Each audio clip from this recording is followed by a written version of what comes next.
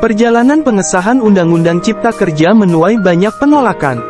Setelah dinyatakan inkonstitusional bersyarat oleh MK, pemerintah merespon putusan tersebut dengan membuat Perpu Cipta Kerja Nomor 2 Tahun 2022. Pada video kali ini kita akan membahas beberapa kontroversi dan perjalanan Perpu ini sampai pada akhirnya disahkan menjadi undang-undang.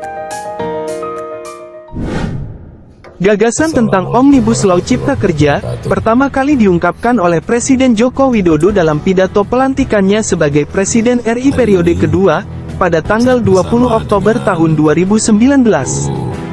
Saat itu, Presiden Jokowi mengatakan bahwa Omnibus Law diperlukan untuk mengatasi tumpang tindih regulasi di tanah air, terutama yang berkaitan dengan investasi dan lapangan kerja.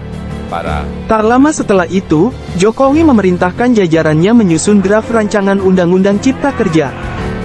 Draft RUU tersebut dinyatakan rampung oleh pemerintah pada tanggal 12 Februari tahun 2020. Selanjutnya, RUU Cipta Kerja mulai dibahas oleh para legislator di DPR pada tanggal 2 April tahun 2020. Rancangan aturan ini menuai penolakan dari berbagai kalangan, khususnya kaum buruh. Aksi unjuk rasa penolakan RUU Cipta Kerja digelar di banyak tempat karena aturan ini dikhawatirkan hanya menguntungkan para pengusaha saja. Merespon penolakan itu, pada tanggal 24 April tahun 2020, Jokowi sempat mengumumkan penundaan pembahasan RUU Cipta Kerja khusus klaster ketenagakerjaan. Dan pada tanggal 25 September tahun 2020, DPR beserta pemerintah kembali membahas RUU tersebut, termasuk aturan klaster ketenagakerjaan. Pembahasan RUU Cipta Kerja di DPR pun terus dikerjakan dan dibawa ke rapat paripurna untuk disahkan sebagai UU pada tanggal 5 Oktober tahun 2020. Para buruh, lagi-lagi menggelar aksi untuk menolak pengesahan tersebut. Namun, rapat paripurna pengesahan RUU Cipta Kerja tetap digelar di gedung DPR.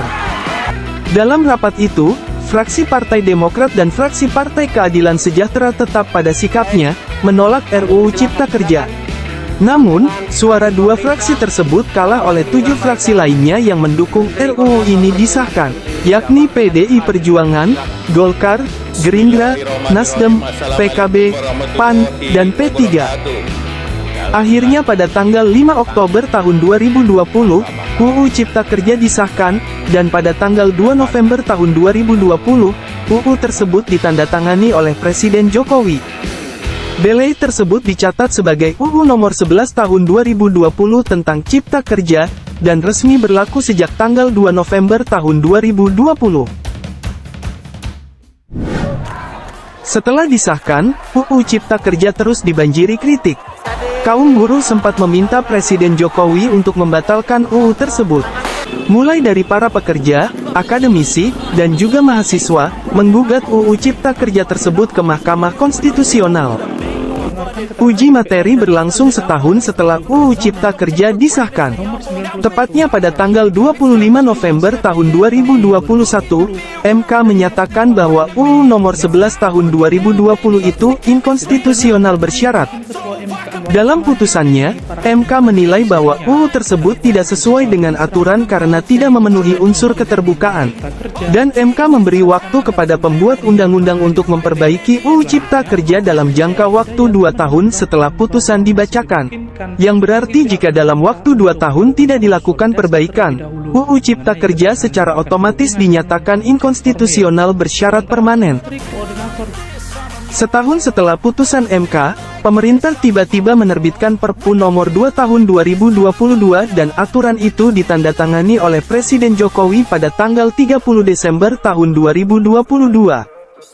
Pada konferensi wartawan di Jakarta, Airlangga Hartarto selaku Menteri Koordinator Bidang Perekonomian menjelaskan bahwa Perpu Cipta Kerja Nomor 2 Tahun 2022 mendesak diterbitkan.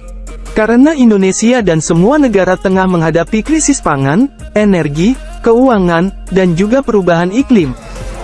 Tidak lama setelah diterbitkannya Perpu tersebut, para buruh hingga para mahasiswa melakukan aksi turun ke jalan untuk menolak penerbitan Perpu tersebut. Namun pada tanggal 21 Maret tahun 2023, Perpu Cipta Kerja Nomor 2 Tahun 2022, resmi disahkan menjadi undang-undang melalui sidang paripurna DPR ke-19, masa sidang keempat, tahun sidang 2022-2024, yang dipimpin oleh Ketua DPR RI, Puan Maharani.